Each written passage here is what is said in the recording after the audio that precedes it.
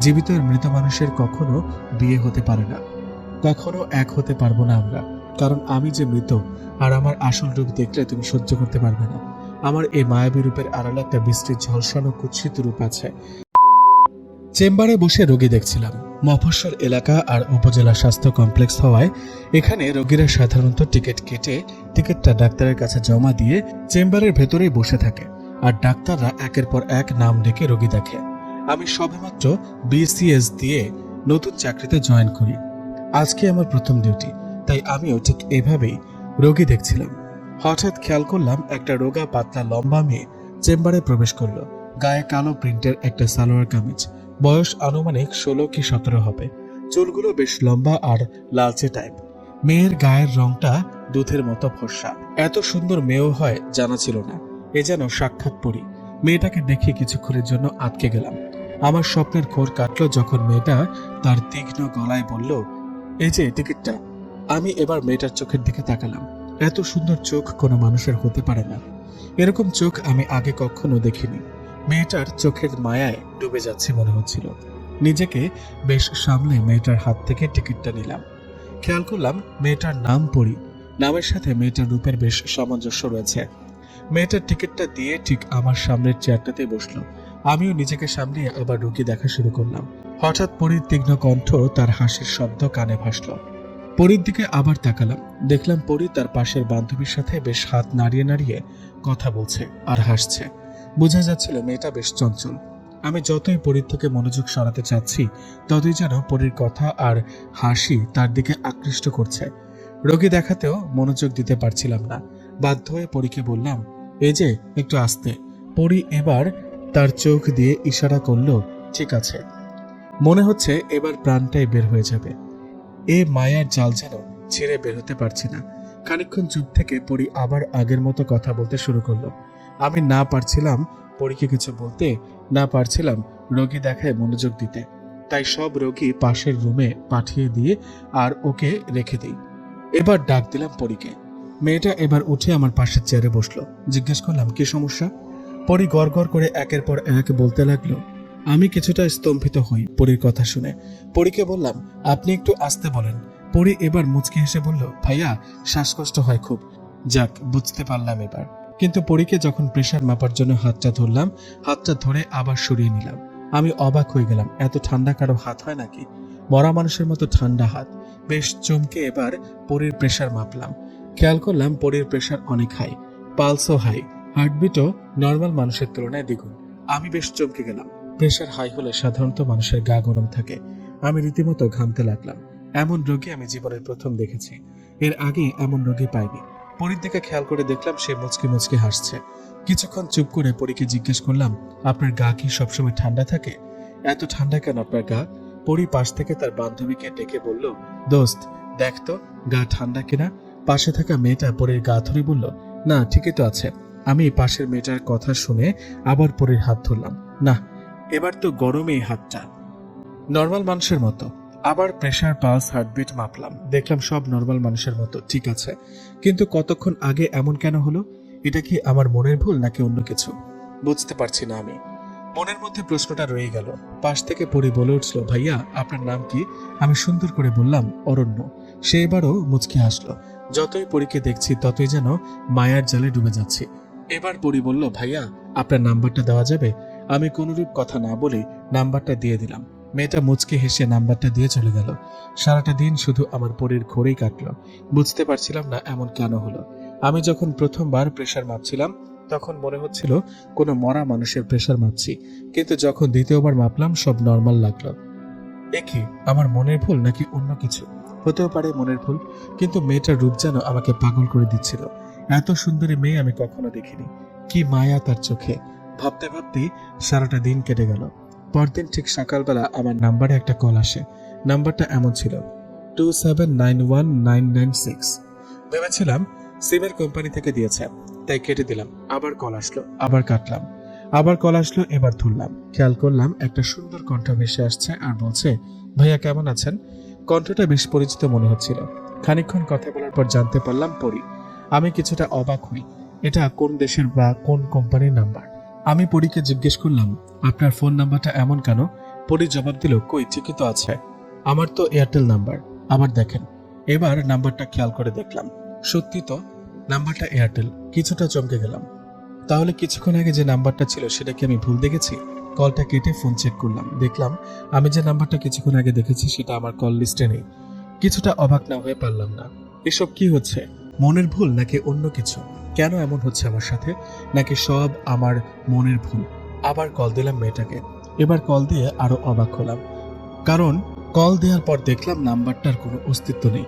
আবার কল দিলাম, একই কথা আসলো। এটা কিভাবে সম্ভব? কিছুক্ষণ আগে এ নাম্বার দিয়েই তো কথা বললাম, এখন নাম্বারের অস্তিত্ব নাই মানেটা ঠিক বুঝতে পারছি না। এসব কি হচ্ছে আমার সাথে? নিজের উপর কিছুটা বিরক্ত হয়ে ফোনটা কেটে কাজে মনোযোগ দিলাম। একে তো নতুন চাকরি, তার উপর এমন অমনোযোগ দিলে চলবে না। যথারীতি কাজে মনোযোগ দেওয়ার ঠিক 10 মিনিট পর ওই নাম্বার থেকে কল আসলো। কিছুক্ষণ আগে যে নাম্বারের অস্তিত্ব নেই বললো সেই নাম্বারটাই কল আসলো। আমি অবাক না হয়ে পারলাম না, বিব্রত হয়ে কলটা ধরলাম। ওপাশ থেকে পরীর কণ্ঠ ভেসে উঠল, কি ব্যাপার ভাইয়া, ফোন কেটে দিলেন যে? না এমনি। আচ্ছা পরী, কিছুক্ষণ আগে তোমার নাম্বারে কল দিলাম, নাম্বারের অস্তিত্ব নেই বললো। পরী এবার মুচকি হাসলো আর বলল, ভাইয়া আপনি একটু বেশি মজা করছেন আমার সাথে। প্রথম দিন বললেন গা ঠান্ডা, তারপর বললেন আমার নাম্বারটা আরেকটা, আর এখন বলছেন আমার নাম্বারের অস্তিত্বই নেই। এ কেমন মশকরা? আচ্ছা আমি ফোনটা কাটছি, আপনি আবার কল করুন। এ বলে পরী ফোনটা কেটে দিল। আমি দেরি না করে তৎক্ষণাৎ আবার কল দিলাম। এখন কলটা ঢুকলো, আর কলটা ধরার পর ওপাশ থেকে পরীর তীক্ষ্ণ কণ্ঠ ভেসে উঠল, ভাইয়া অস্তিত্ব না থাকলে কলটা আসলো কেমনে? খুব বেশি মজা করেন আপনি। ঠিক তা না, হয়তো আমার মনের ভুল। আচ্ছা তুমি কি জন্য কল দিয়েছো? কোনো প্রয়োজন? ঠিক প্রয়োজন না, এমনি কথা বলার জন্য। একটু কথা বলতাম, পরিচিত হতাম, এই আর কি। পড়ি আমি তো এখন ব্যস্ত, রোগী দেখতে হবে। আমি যদি তোমার সাথে পরে কথা বলি তাহলে ভালো হতো। ঠিক আছে, আপনার ইচ্ছা। একটা কথা বলবো ভাইয়া? হ্যাঁ বলো। আজকে একটা দুর্ঘটনা ঘটতে পারে, আপনি সাবধানে থাকবেন। আমার মনে হচ্ছে কোনো দুর্ঘটনা একটা ঘটবে। এই বলে ফোনটা কেটে দিলাম। আমি ওর কথা তেমন পাত্তা না দিয়ে কাজ করতে থাকলাম। কাজ করতে করতে হঠাৎ খেয়াল করলাম একটা পোড়া গন্ধ আসছে, আর ধোঁয়ায় চারদিকে ছড়িয়ে পড়ছে। চেম্বারে বসে দম নিতে খুব কষ্ট হচ্ছিল। বুঝে ওঠার আগে আমি সেন্সলেস হয়ে গেলাম। যখন জ্ঞান ফিরল তখন দেখলাম আমি হাসপাতালের একটা বেডে। বুঝতে পারলাম না আমি এখানে কেন। একটু আগে হাসপাতালে আগুন ধরলো, তাহলে আমি হাসপাতালের বেডে কেন? পাশে থাকা নার্সকে জিজ্ঞাসা করলাম। নার্স যা বলল শুনে আমি বিস্মিত হলাম। স্যার কোথাও আগুন লাগেনি তো, আপনি হুট করে চেম্বারে সেন্সলেস হয়ে গেলেন, আর গিয়ে দেখি আপনি নিচে পড়ে আছেন। সবাই ধরাধরি করে কেবিনে নিয়ে আসি। কথাটা শোনার পর অস্থিরতা আরো বাড়ল। তাহলে আমি যে ধোঁয়া দেখলাম সেটা কিসের? আমার সাথে এসব কি হচ্ছে? এসব কি আমার মনের ভুল? পরি বলেছিল বিপদ হবে, এরপরেই এমন হলো। এই মেয়েটা আসলে কে? সাথে সাথে পরীকে কল দিলাম। পরি তুমি কিভাবে জানলে আমার বিপদ হবে? এমনি ভাইয়া, আপনাকে নিয়ে একটা দুঃস্বপ্ন দেখেছিলাম তাই। কিন্তু কেন ভাইয়া, আমি কি কিছু করেছি? না তুমি কিছু করনি, আমারই মনের ভুল সব। এবার পরি মুচকে এসে বলল, হয়তো। মেয়েটার হাসির শব্দ শুনলে যেন প্রাণটা জুড়িয়ে যায়। যতই কথা বলছি মেয়েটার প্রতি যেন ভালো লাগা বেরিয়ে চলল। আজকে অফিস থেকে ছুটি নিয়ে বাসায় চলে গেলাম, রেস্ট নিলাম, একটা লম্বা ঘুম দিলাম। হঠাৎ স্বপ্ন দেখলাম যে পরি আমার পাশে বসে আছে, আমাকে জিজ্ঞেস করছে, এখানে বসে কি ভাবছেন ভাইয়া? তোমার কথাই ভাবছিলাম। সত্যি তুমি কি? তোমার সাথে কথা বলার পর থেকে কেন জানি না অদ্ভুত ঘটনা ঘটছে। কে তুমি? ভাইয়া আপনি কি আমাকে দেখতে চান? আমি কে? আমাকে দেখে আপনি সহ্য করতে পারবেন তো? সহ্য না করার কি আছে, দেখাও তুমি কি। পরি এবার আমার দিকে তাকালো। আমি ভয়ে কুকড়ে গেলাম, এত বিভৎস চেহারা আমি আগে দেখিনি। ঘুম থেকে উঠে দেখলাম ঘড়ির কাঁটায় 7টা বাজে। ফোনটা হাতে নিলাম, দেখলাম পরির একটা মিসড কল। আমি কল দিলাম সাথে সাথে। হ্যালো। হ্যাঁ বলো, কেমন আছো? কি করছো? না কিছু না। আপনার কণ্ঠ শুনে মনে হচ্ছে আপনি দুঃস্বপ্ন দেখেছেন। সত্যি তো আমি দুঃস্বপ্ন দেখছি। মেয়েটা জানলো কিভাবে? আমি দুঃস্বপ্ন দেখেছি তুমি জানলে কিভাবে? না এমনি আন্দাজে বললাম। আমি মাঝে মাঝে এমন আন্দাজে কথা বলি আর সেটা সত্যি হয়ে যায়। ও তা কেমন আছো? ভালো, আপনি? আমিও ভালো। তুমি কিসে পড়ো? ইন্টার ফার্স্ট ইয়ারে। পরিবারে কে কে আছে? দাদিমা আর আমি। কেন, তোমার বাবা মা? অনেক আগেই মারা গিয়েছে। পরিবারে দাদিমা আর আমি ছাড়া কেউ থাকে না। Oh sorry. আচ্ছা পরি, একটা কথা বলবো? আমি জানি আপনি কি বলবেন। বলো তো কি বলবো? আপনি বলবেন আমার চোখগুলো এত সুন্দর কেন, আমার চুলগুলো এত সুন্দর কেন, আমি এত সুন্দর কেন, কার মতো হয়েছি এসব। সত্যি তো, তুমি জানলে কিভাবে? আমার মনের কথাগুলো তুমি কিভাবে বুঝলে? আমি এগুলোই বলতাম, ওই যে আন্দাজে বলি। এখনো ঠিক তাই বলছি। সবাই আমাকে দেখে এমন বলে তো তাই। আচ্ছা শোনেন, আমার আপনি ডাকটা একদম ভালো লাগে না, তুমি করে ডাকি। তোমার ইচ্ছা, তুমি যেভাবে ইচ্ছা ডাকো। কথা বলতে বলতে একদিনে বেশ কাছের হয়ে গেলাম। এত সহজে কেউ এতটা আপন করে নিতে পারে তা পরীর সাথে কথা না বললে জানতে পারতাম না। মনে হচ্ছে পরী আমার অনেক কাছের। কথা বলতে বলতে খেয়াল করলাম রাত 12টা বেজে গেছে। ঠিক এ সময় পরী বলে উঠল, ভাইয়া চলেন একটু দেখা করি। এত রাতে দেখা করবা, তোমার সমস্যা হবে না? তার উপর গ্রামের মানুষ কি বলবে? রাখো তো গ্রামের মানুষ, চলো ঘুরে আসি, কেউ দেখবে না। গ্রামে এখন সবাই ঘুমাচ্ছে। আমিও পরীর কথা ফেলতে পারলাম না। যতই হোক পরীর প্রতি একটা দুর্বলতা আমার কাজ করে।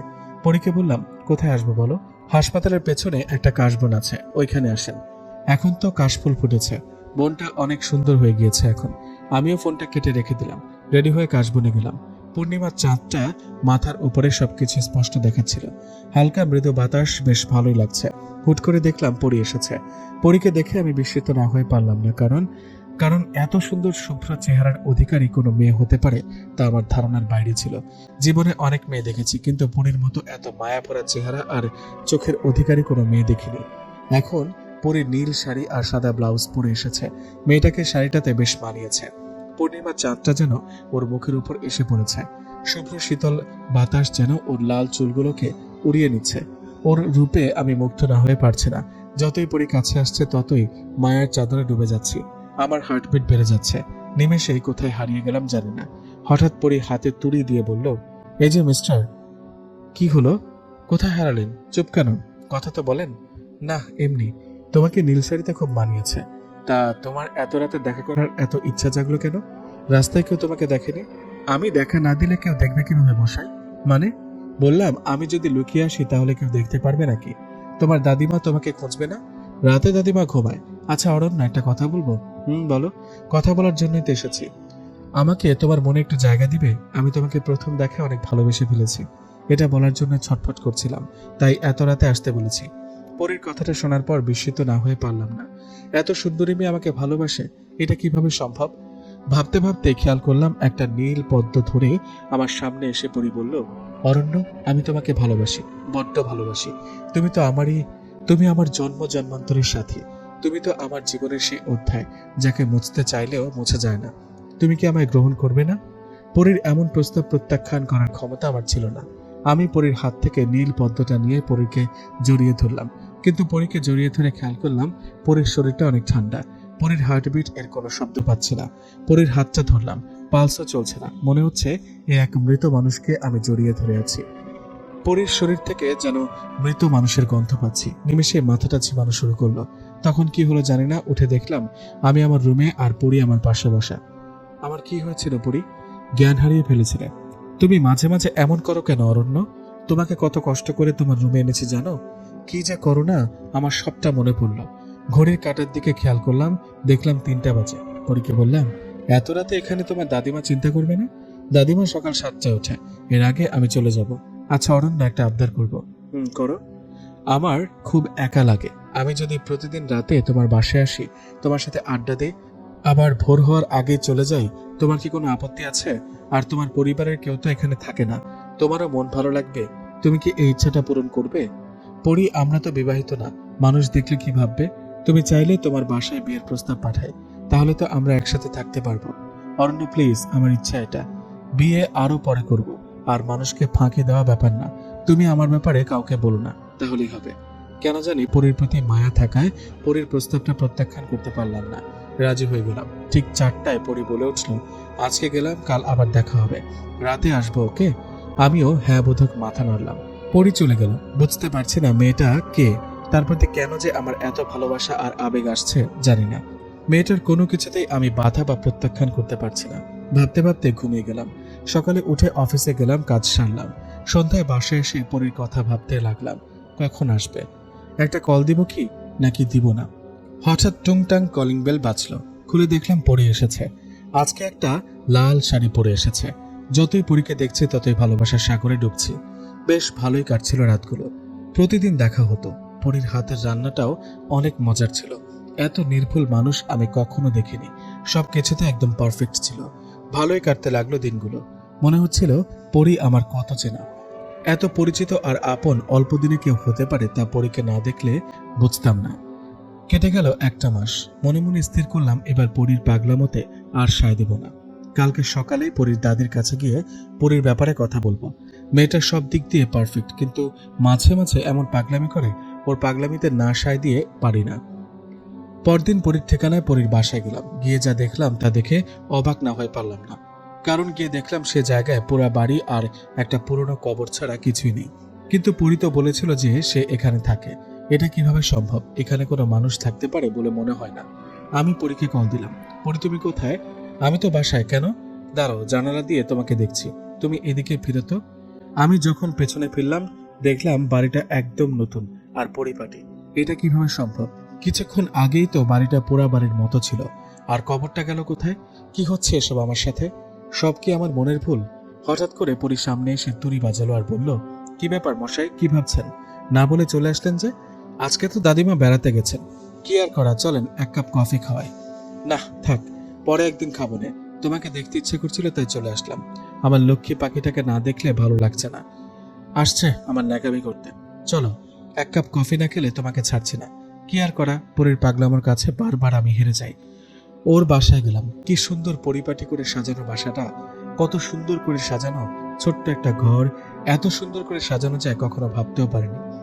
পরী চা বানাতে গেল, আমি ঘরটা দেখতে লাগলাম। দেখলাম পরীর অনেক ছবি, তবে সেগুলো সব আগের রাজকন্যাদের পোশাক পরা। মনে হচ্ছে পরী এই ছোট্ট ঘরের ছোট্ট রাজকন্যা ছিল। এই ছোট্ট ঘরটা মনে হচ্ছে ছোট্ট একটা জমিদার বাড়ি। বাড়িটার ভেতরে ঢুকে যেন কয়েক মুহূর্তের মধ্যে হারিয়ে গেলাম সেই জমিদার যুগে। হঠাৎ পরী কফি নিয়ে হাজির। এই যে অরণ্য, নাও কফি খাও। কফিটার গন্ধ এত সুন্দর ছিল কি বলবো। আমি যখন কফিটা চুমুক দিলাম, আমি জানি না আমি কিসের কফি খেয়েছিলাম। কয়েক মুহূর্তের জন্য আমি যেন কোথায় হারিয়ে গিয়েছিলাম। এ কোনো কফি না, এ যেন এক অসাধারণ মায়া জড়ানো কোনো শরাব ছিল। এরকম ভালো কফি আমি আমার জীবনে প্রথম খেলাম। কফিটা খাওয়া শেষ করে বাসায় আসলাম। এবার মনের ভেতর একটা প্রশ্ন জাগলো, পরী মেয়েটাকে? কোনো না কোনো কারণে পরীর সাথে যতবারই দেখা বা কথা হয়েছে ততবারই কিছু না কিছু কাহিনী ঘটেছে। কেন এমন হচ্ছে? মেয়েটাকে সাধারণ মানুষের থেকে সবসময় অন্যরকম মনে হয়েছে। আসলে মেয়েটাকে ভাবতে ভাবতে সারাদিন পার করলাম। রাতে পরী আসলো, হাতে নীল পদ্ম নিয়ে। পদ্মটা ধরার পর মনে হলো, এই নীল পদ্ম সে কোথায় পাবে? এটা তো এখানে পাওয়া যায় না। পরী এই নীল পদ্ম কোথায় পেল? আচ্ছা, পরী নীল পদ্মটা কোথায় পেলে? পেয়েছে কোথাও এক জায়গায়, এনেছি নাও। এত প্রশ্ন কেন করো বুঝি না। পরীর হাত থেকে ফুলটা নেওয়ার সময় খেয়াল করলাম পরীর ছবির প্রতিচ্ছবি আয়নায় হচ্ছে না। এরকম কেন হচ্ছে? আমি এবার খাবড়ে না গিয়ে চুপচাপ থাকলাম। পরী কখনো ছবি তুলতে চাইতো না, তাই কখনো ওর মনের বাইরে গিয়ে ছবি তুলিনি। আজকে পরীকে বললাম, পরী আজকে আমার খুব ইচ্ছা তোমার সাথে ঘুমাবো, অনেক ঘুমাবো। পরী মুচকি হাসলো, চলো ঘুমাই তাহলে। অরণ্য, তোমার যে কি মনে চায় বুঝি না। পরী আর আমি ঘুমাতে গেলাম। আমি উঠে পরীর কয়েকটা ছবি তুললাম, কিন্তু প্রতিবারই ছবি আর উঠছিল না। হঠাৎ পরী ঘুম থেকে উঠে মুচকি হাসতে লাগলো। জিজ্ঞেস করলাম, পরী হাসছো কেন? এমনি। আচ্ছা অরণ্য, তোমার প্রিয় রং কি? নীল। তোমার প্রিয় রং? সাদা। কেন জানো? কেন? কারণ সাদা কাফনটাই তো আমার গন্তব্য। পরীর কথাগুলো শুনলে মাঝে মাঝে খুব অবাক লাগে। কি যে বলে বুঝতে পারি না। ঘড়ির কাঁটায় টুংটাং করে 4টা বাজলো। পরী চলে গেল। এবার আমি খানিকক্ষণ ঘুমিয়ে রইলাম। তারপর অফিসে গেলাম। অফিসে গিয়ে একটা নার্সকে পরীর বর্ণনা দিয়ে পরীর কথা জিজ্ঞেস করলাম। নার্স বলল, স্যার আপনি এই মেয়েকে কিভাবে চেনেন? না এমনি। কেন বলেন তো? ওই মেয়ে তো 20 বছর আগে মারা গেছে। তখন আমি নতুন নতুন চাকরিতে জয়েন করেছি। মেয়েটা বেশ সুন্দরী ছিল, এলাকার নামকরা সুন্দরী বলা যায়। দাদির কাছ থেকে বড় হয়েছে। যে কেউ মেয়েটার সুন্দরতা দেখে মুগ্ধ হতো। কি জানি হয়েছিল মেয়েটার তখন। এই হাসপাতালের দায়িত্বে ছিল অফিসার। মেয়েটা ভর্তি হওয়ার 2 দিন পরে মেয়েটার কেবিনে আগুন লেগে যায় আর মেয়েটা মারা যায়। এর কিছুদিন পর মেয়েটার দাদি মারা যায়। এর কিছুদিন পর অফিসার চাকরিচ্যুত হন এবং আত্মহত্যা করেন। হঠাৎ একথা জিজ্ঞেস করলেন কেন? না এমনি, তেমন কিছু না। নার্সের কথাটা শুনে যেন আমার হার্টবিট বেড়ে গেল। পরী মারা গেলে আমার কাছে যে আসে তাহলে সে কে? আমি এতদিন কার সাথে কথা বলেছি? সব কি কল্পনা নাকি কিছু বাস্তব আছে? সারাটা দিন আমার কাটলো এসব প্রশ্নে। আশেপাশেও খোঁজ নিলাম, সবাই একই কথা বলল। রাতে পরীর জন্য অপেক্ষা করতে লাগলাম, পরী কখন আসবে। ঘড়ির কাঁটা ঠিক 12টা বাজে কলিং বেলের শব্দ পেলাম। দেখলাম পরী আজ একটা সাদা শাড়ি পরে এসেছে। পরীর গায়ের রংটা যেন কেন জানি ফ্যাকাশে লাগছে খুব। হাতে এবার অনেকগুলো সাদা গোলাপ আর শিউলি ফুল ছিল। আমাকে বলল, এখানে দাঁড়িয়ে থাকবা নাকি রুমে যাবা? কি যে দেখো ফ্যালফ্যাল করে বুঝি না। রুমে চলো। হাতের ফুলগুলো কি আমার জন্য? হ্যাঁ, তোমার জন্য। নাও। আচ্ছা অরণ্য, তুমি আমাকে কতটা ভালোবাসো? তোমার কি মনে হয়? তুমিই বলো। যতটা ভালোবাসলে তোমাকে পুরোপুরি সম্মান করতে পারবো ততটা ভালোবাসি। কিন্তু পড়ি, আমার কিছু প্রশ্নের উত্তর তুমি আজকে দিবে। এগুলো প্রশ্ন আমাকে কুরে কুরে খাচ্ছে। আমি আর নিতে পারছি না। আমি জানি তুমি কি বলবে। আমি কে, আমার পরিচয় কি, আমার সাথে দেখা হওয়ার পর তোমার জীবনে এত অদ্ভুত কাহিনী কিভাবে ঘটছে। সবাই বলছে আমি মৃত, তাহলে আমি তোমার সাথে কিভাবে কথা বলি বা কিভাবে দেখা করি, এসবই তো বলবে, তাই না? আমি জানি না পড়ি, তুমি বলার আগে আমার কথা কিভাবে বুঝে পেলো? আচ্ছা বলো তুমি কে? আমি আজকে সবটা জানতে চাই। আমি তোমার চোখের দিকে তাকালেই তোমার সব মনের কথা বুঝতে পারি। অরণ্য, আমি তোমাকে যা বলবো তুমি সেটা শুনে সহ্য করতে পারবে? মানতে পারবে? যত কঠিনই হোক তুমি সত্যিটাই বলো। আমি যেভাবে হোক মানার চেষ্টা করব। তাহলে শোনো, আজ থেকে 23 বছর আগে, 23/9/1996 সালে এই হাসপাতালে একজন নতুন ডাক্তার এসেছিল। ডাক্তারের নাম ছিল অভি। আমি তখন কলেজে সবে মাত্র ভর্তি হই। আমার বয়স তখন 17 চলে। উনি যেদিন হাসপাতালে নতুন জয়েন করেন, কাকতালীয়ভাবে সেদিন আমার জন্মদিন ছিল। আমি খুব চঞ্চল হওয়ায় সারা গ্রাম ছুটে বেড়াতাম। সবাই আমাকে খুব ভালোবাসতো। আমি আমার বান্ধবীদের নিয়ে জন্মদিন পালন করে বাসায় ফিরছিলাম। হঠাৎ খেয়াল করলাম একটা সুন্দর সুপুরুষ আমার সামনে দিয়ে হেঁটে যাচ্ছে। প্রথম দেখাতে খুব ভালো লেগে যায়। খোঁজ নিয়ে জানতে পারলাম উনি এই হাসপাতালে নতুন জয়েন করেছে। আমি পরদিন কোনো কথা না বলে ওনার চেম্বারে গেলাম, আমার বান্ধবীকে নিয়ে, ঠিক যেভাবে তোমার চেম্বারে এসেছিলাম। ওনার সাথে প্রথমে খুব ভালো বন্ধুত্ব হয়ে যায়। এরপর থেকে ফোনে কথা শুরু হয়। কলেজে যাওয়ার সময় রাস্তায় দাঁড়িয়ে থাকতো। এভাবেই আমাদের ভালো লাগাটা ভালোবাসায় পরিণত হলো। রোজ রোজ দূর থেকে দেখা, কত ভালোই চলছিল। আমি জানি না অভি আমাকে কতটা ভালোবাসতো, কিন্তু আমি অভিকে জীবনের থেকে বেশি ভালোবাসতাম। অভির সব কথা শোনার চেষ্টা করতাম। অভি এই বাসাটাতেই থাকতো। বাসার সব যেভাবে গোছানো ছিল এভাবেই ছিল। শুধু তুমি যে জায়গায় আছো সে জায়গাটায় সেদিন অভি ছিল। পার করলাম 2টা বছর। একদিন রাতে হঠাৎ অভি বলে উঠল, পড়ি আমার বাসায় আসো। আমি তখন বললাম, দাদিকে রেখে একা একা ভয় লাগবে, তুমি নিয়ে যাও আমাকে। অভি আমাকে নিয়ে আসলো। দাদিকে ফাঁকি দিয়ে, সবাইকে ফাঁকি দিয়ে রাতে ওর বাসায় চলে আসতাম। আবার ভোর 4টা বাজার আগে চলে যেতাম। এভাবে অভি আর আমার মধ্যে বেশ গভীর সম্পর্ক চলতে থাকে। আমরা একে অপরকে সবটা শেয়ার করতাম। ভালোই ছিল সব। ভালোভাবে কাটাতে লাগলাম, উপভোগও করতে লাগলাম জীবনটা। কিন্তু হঠাৎ একদিন আমি জানতে পারি আমি মা হব। অভিকে বলার পর অভি বলল বাচ্চা নষ্ট করে দিতে। আমি রাজি হইনি, কারণ মা হয়ে বাচ্চা খুন করতে পারবো না। অভিকে বিয়ের জন্য প্রেশার দেওয়া শুরু করি। যতবারই বিয়ের কথা বলতাম অভি ততবারই বিয়ে করতে চাইতো না। দেখতে দেখতে 3 মাস কেটে গেল, অভির কোনো পাত্তা পেলাম না। কান্নার উপর কান্না করতাম। এত কান্না করেছি সেদিন কি বলবো। অভিকে পাশে পাইনি। বাধ্য হয়ে অভিকে বলেছি আমি মামলা করব। আমার বাচ্চার জন্য যা করা দরকার সব করব। সেদিন অভি অনেকটা রেগে গিয়ে আমার পেটে লাথি দেয়। ফলে আমার বাচ্চাটা নষ্ট হয়ে যায়। আমাকে হাসপাতালে নিয়ে ভর্তি করানো হয়। কিন্তু কোনোভাবেই বাচ্চা হারানোর যন্ত্রণা আর অভিকে মানতে পারছিলাম না। আমার সেন্স ফেরার সাথে সাথে অভিকে ব্ল্যাকমেল করা শুরু করলাম। 20 বছর আগে ঠিক এই দিনে, যেদিন আমার জন্মদিন ছিল, সেদিন অভি হাসপাতালের একজনের সাহায্য নিয়ে আমার কেবিনে আগুন লাগিয়ে দেয়। আমি কেবিন থেকে বের হওয়ার জন্য ছটফট করতে লাগলাম। আমাকে বের হতে দেয়নি। সেদিনই আমার মৃত্যু হয়। আমার রূপ ঝলসে যায়। যে রূপ অভিকে মুগ্ধ করেছিল সে রূপটাই সেদিন ঝলসে গিয়েছিল। আমাকে বের করে কবর দেওয়া হয়। এর কিছুদিন পর আমার দাদি মারা যায়। পড়ি, তুমি যদি মৃতই হও তাহলে আমার জীবনে কেন আসলে? আমি কি ক্ষতি করেছি তোমার? তুমি এসব মজা করো না। তোমাকে ছাড়া আমি থাকবো কিভাবে? অরণ্য, কাকতালীয়ভাবে যেদিন আমার জন্ম তারিখ ছিল সেদিন তুমি হাসপাতালে জয়েন দিয়েছিলে, ঠিক অভির মতোই। তাই তোমার জীবনে আসা, কিন্তু অভি আর তোমার মধ্যে রাত দিন ফারাক। তুমি আমাকে খুব কাছে পেয়েও কখনো স্পর্শ করনি। আমাকে সম্মান দিয়েছো, তাই তোমার কোনো ক্ষতি আমি করতে পারিনি। অভি আত্মহত্যা করলো কেন? আত্মহত্যা করেনি, ওকে আমি মেরে দিয়েছি। ওর মতো মানুষের বেঁচে থাকার কোনো অধিকার নেই। আমার আর আমার বাচ্চার খুনি সে ছিল, তাকে তো শাস্তি পেতেই হতো, তাই মেরে দিয়েছি। পড়ি, আমি কি তোমাকে কখনো আপন করে পাবো না? কখনো কি তোমার সাথে ঘর করতে পারবো না? কখনো কি তুমি আমি এক হতে পারবো না? আমি যে তোমাকে বড্ড বেশি ভালোবেসে ফেলেছি। না অরণ্য, জীবিত আর মৃত মানুষের কখনো বিয়ে হতে পারে না। কখনো এক হতে পারবো না আমরা, কারণ আমি যে মৃত আর আমার আসল রূপ দেখলে তুমি সহ্য করতে পারবে না। আমার এই মায়াবী রূপের আড়ালে একটা বৃষ্টির ঝলসানো কুৎসিত রূপ আছে, যেটা দেখার পর তুমি ভয় পাবে। আমি তোমার আসল রূপটা দেখতে চাই।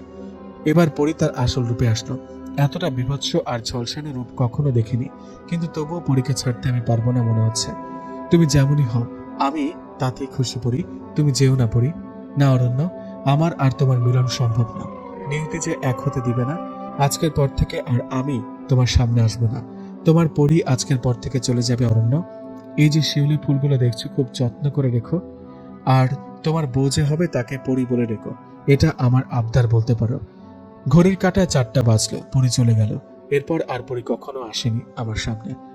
পরির প্রতি মায়া ভালোবাসা, সেগুলো এখনো বুকের একপাশে বিঁধে আছে। অনেকটা দিন পার হলো, বিয়ে করি আমি। পরির কথা মতো আমার বউ মালিহাকে আমি পরি বলে ডাকি। মালিহার মাঝে আমি পরিকে খোঁজার চেষ্টা করি। মাঝে মাঝে মানুষের জীবনে এমন কিছু হয় যা কল্পনাও করা যায় না। কেউ অধিক কাঙ্ক্ষিত জিনিসটা অবহেলার চাদরে জড়িয়ে ছুঁড়ে ফেলে, আর কেউ হাজার সাধনা করে পায় না। মানুষকে অবহেলা চাদরে জড়ানো খুব সোজা, কিন্তু ও পাশে থাকা মানুষটার হাহাকার বোঝাটা খুব কঠিন। পৃথিবীটা একটা মায়ার জাল। এখানে অনেক মানুষ বেঁচে থেকেও মৃত। জীবন্ত লাশগুলো এখানে নিজ নিজ গতিতে চলছে। পরীর মতো মায়াবী আত্মায় পৃথিবীতে ভরপুর। শুধু পার্থক্য একটাই, গল্পে পরী মৃত ছিল, আর দুনিয়ার পরীগুলো বেঁচে থেকেও জীবন্ত লাশ হয়ে থাকে। দুনিয়াটাতেই তো মায়াবী আত্মায় ঘেরা।